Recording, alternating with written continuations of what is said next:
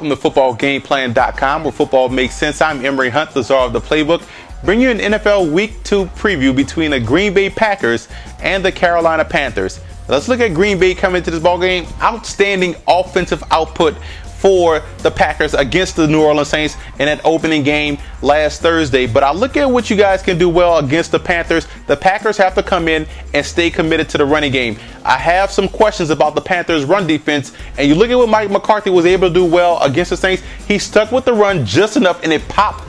Later on in the ball game, the Saints had problems because they couldn't decide whether or not they were throwing the football or running the football because everything looks the same out of the formation. What I would get rid of, though, is that long extended inside zone, the outside zone play, the overextended handoff that allows defenses to catch up and stop you in the backfield. But running the football against the Carolina Panthers, I think you guys can have some success. Also, spread these guys out. I know you guys are going to do that regardless, but spreading out the Panthers allows you to take advantage of their third and fourth corner, because I believe your third and fourth wide receiver and fifth wide receiver are better than the third and fourth corners of the Carolina Panthers, and that's going to weaken that defense that's already weakened by the loss of John Beeson. Defensively, you saw what the Cardinals were able to do, Cam Newton. You have to continue to keep that pressure until he consistently beats the blitz.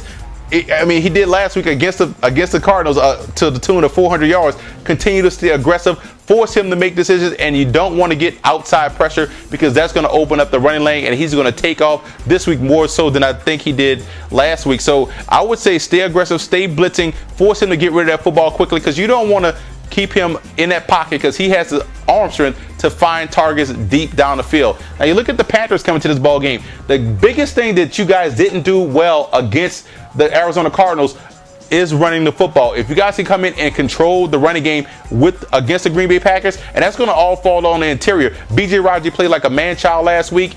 If you guys can come in and can control the running game, you have two outstanding backs. I have full confidence in this running game for the Panthers. So the running the football is going to help alleviate some pressure and give Cam Newton more time back there in the pocket.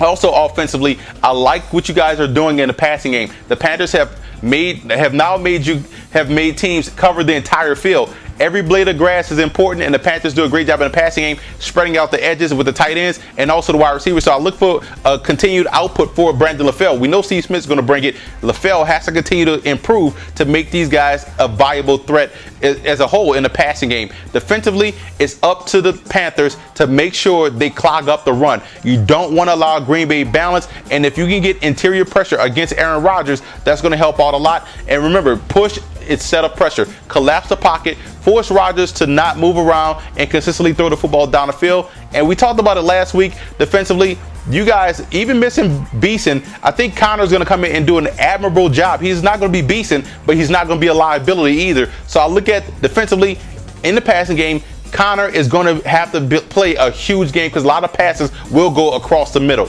The X factor for these guys, the Czar's X factor, look at the Packers X factor. I say the X factor has to be the safeties. If the safeties can stay beyond the wide receivers, that's going to help out that defense. That's going to allow these guys to get pressure and keep Cam Newton bottled up. The X factor for the Carolina Panthers is Cam Newton's legs. This week, we want to see more Cam Newton running the football and help neutralize that pressure.